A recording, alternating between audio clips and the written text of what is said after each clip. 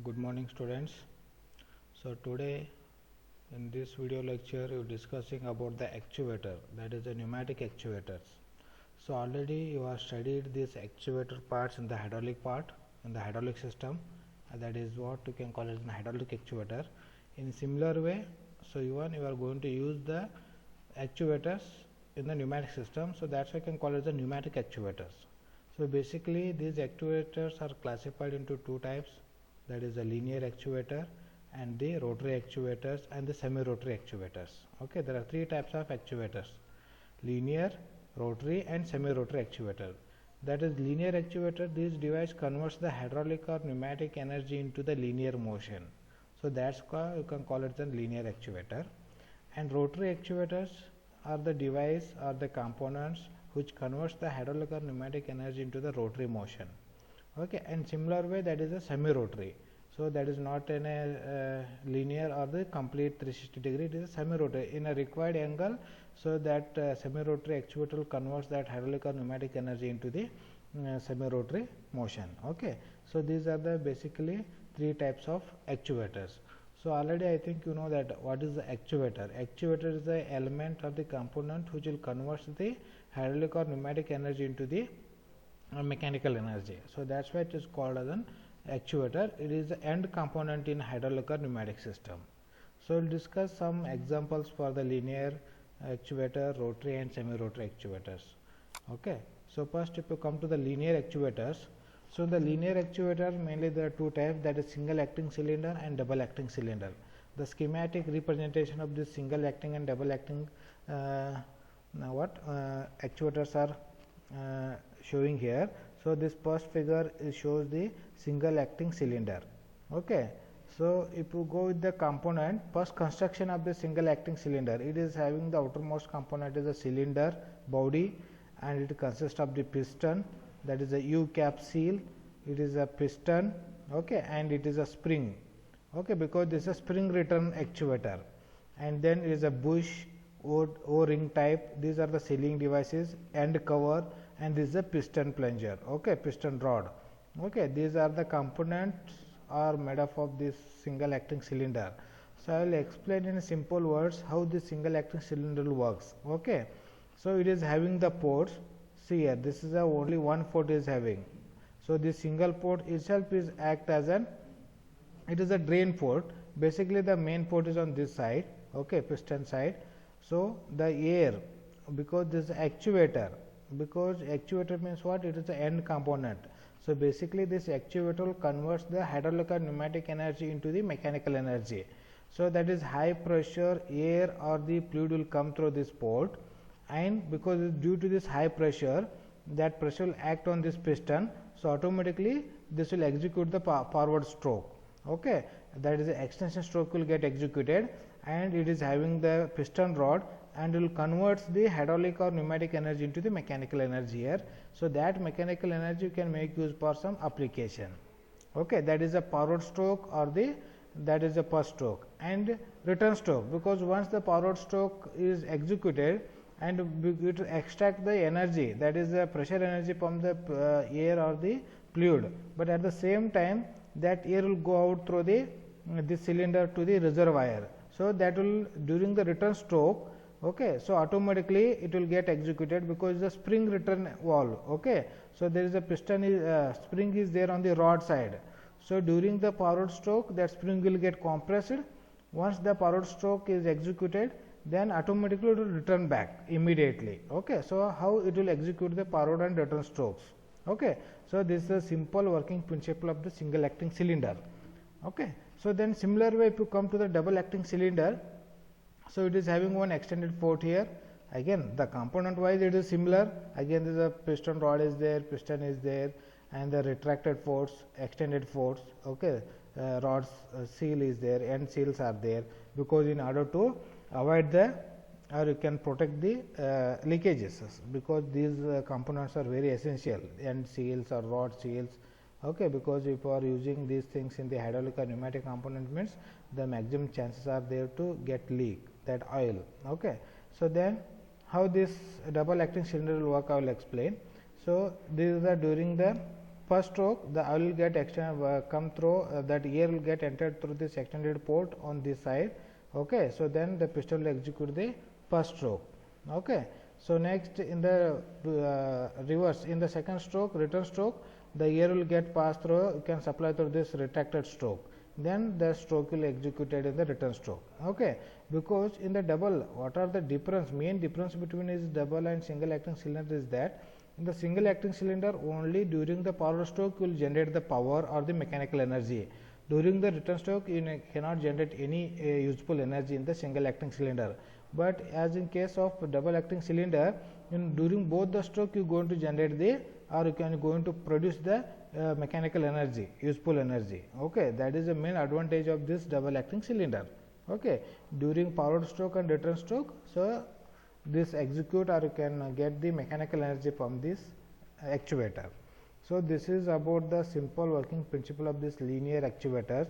Even in the examination they will ask question that you can explain with a neat sketch linear actuator, means you can keep in mind that. So linear actuator means what, either a single acting cylinder or double acting cylinder, because they not ask directly, you can with a neat sketch and explain the single acting or double acting. So for he may confuse you that you can ask the question, he may ask the question like, so explain any one linear pneumatic actuator. You can go through the questions carefully whether they are asking the pneumatic actuator or the hydraulic actuator, because it is the same device or the system component same, because if you are explaining the pneumatic actuator means what, working substance should be the air. If you want to explain the actuator in the hydraulic part means the working substance should be the fluid or the liquid. Okay, so be careful in the examinations, you don't get confused, because they may ask the questions in a confused way. Okay, this is about the single acting and double acting linear actuators. Next, if you come to the one more very important is question they may ask whether this also this device you studied in the hydraulic part also, that cylinder end cushioning type. Okay, this is very important because this mainly used in the paper mills. Okay, so in the paper mills, so I will explain this how this cylinder end cushion cylinder works. Just first if you come to the component in examinations, because this subject, that is a fluid power system subject, is basically, so maximum 80% of the portion is of need sketch and explain. Okay, so figures you can give more importance to the sketches. You can sketch the need sketches and first explain the construction of that need sketch and then working principle. So okay, so in that way you can represent in the examinations. So first once you sketch the figure, then you can explain in few words or the few sentence of about its construction and then working principle. So first if you go through this, what are the components which are containing. So this is the end, this is very important. The same component or the device will come in the hydraulic part also, in pneumatic also, only working substance is changed. The structure or the diagram is similar. Okay, there is no change in the diagram, but only thing is that working substance. Suppose you are using this cylinder in the hydraulic means it is a working substance is oil. You are using the same component in the pneumatic system means working substance is air. Okay, so if you come to the what the parts of this end cushioning cylinder, there is a cushioning plunger. The main component is a cushioning plunger. It is a arrow type cushioning plunger, and then this is a piston main component. Okay, these are the piston seals. Okay, tube seal, bleed screw, chuck valve, it is a chuck valve, fluid port, and this is a cushion valve. Okay, this is a structure or the components of the end cushioning cylinder. So if you come to the working principle, how it will works. So if the high pressure fluid will come enter through this fluid port, then the port, that pressure will act on this cushioning plunger as well as on the piston. So at that time it will execute the forward stroke. Okay, it is during forward stroke is very fast. Okay, so because the high pressure fluid is acting on this piston as well as on the plunger, so it will execute the forward stroke. And at the same way return stroke, as the piston will coming back towards this cushioning plunger, then what will happen, as the cushioning plunger, see during the forward stroke whatever the oil will get entered through this light blue color and this dark blue, if the dark blue indicates that it is a high pressure fluid. Okay, it is a pressurized fluid which is there, and it is a light pressure fluid. So during the power stroke, this complete fluid is at a high pressure range. Once you will execute the power stroke, so means you are extracting the pressure energy from the fluid, that from the air to the mechanical energy. Okay, and at the same time during the return stroke, what will happen? So whatever the fluid is there on the piston, this is piston side, again that will start flowing through the same port. This port is act like inlet port also as well as outlet port also. During the power stroke it is the inlet port, during the return stroke it is the act as an exit port. Again at the same time during the return stroke, the fluid whatever it is there in this piston side, that starts moving out through this same port. So as the plunger, this cushioning plunger will come and occupy this slot, then automatically it will stops flowing of this fluid, and whatever the fluid will get occupied in this space in the cylinder itself, so that will get pressurized. Okay, so means the name itself is indicating this is the end cushioning cylinder. Means what? During the return stroke, at the end of the return stroke, the cylinder should be slowed down. It will not come at a same fast rate. Okay, with the same velocity. So at the it is coming or it is approaching the end stroke, so that speed of the piston is get slowed down. So how you going to slow down this piston speed is what? So that is what how this plunger will help. So once this plunger will occupy this open port, so then that whatever oil is there, it will get struck it here and it will get pressurized in the both the side. So here the chuck valve is there, and again there is a cushion valve is there. This valve will get operated, and that oil whatever which is there in the cylinder, that will pass through this port. See, this pressurized oil coming through that. So means this pressurized oil will oppose the piston speed here. So that's why, so as the piston will approaching the end of the stroke, automatically it will slow down, and slowly it will complete the end stroke. Okay, this is how this cylinder will produce the cushioning effect to the piston. So that's why you can call this cylinder as a end cushioning cylinder. Okay, so this is very important. So you can go through this.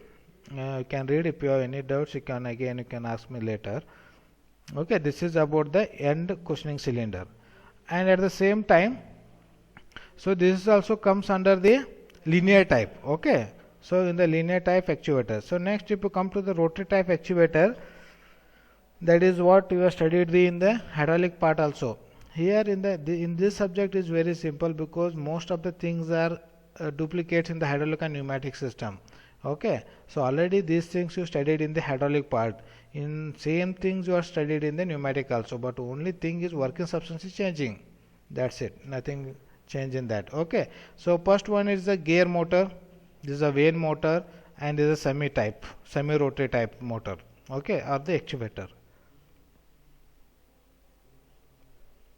Okay, gear motor, vane motor, and the vane that is semi rotary vane type actuator.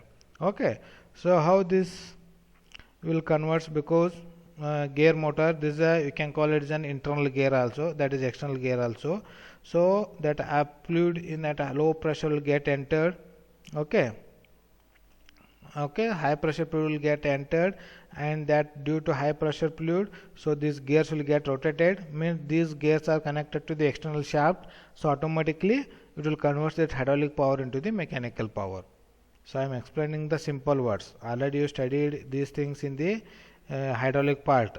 In the one thing you have the chances to get confused between the gear motor and the gear pump, or the pumps and the motors. Okay, don't get confused. Pump is a device which converts. Okay, it will produce the hydraulic energy into the pressurized energy. Okay, so you can convert this into the pump also as well as motor also. When you can call it as an hydraulic that is a pneumatic pump. So if the low pressure will get entered, okay, and you can compress it to high pressure, so that is a pump. But when you can call it as a motor, then for the motor you can supply the high pressure air here. Okay, that high pressure air will get act, or the will act on this tips of the gears, then automatically gears will start rotating. So means what is that? So it will converting, gears will convert this pressurized energy of the air into the mechanical energy. Okay, this can call it as a motor. Okay, in similar way this motor, vane motor will get work, and similar way this is a semi-rotary type actuators. Okay, this is about the rotary type. Thank you.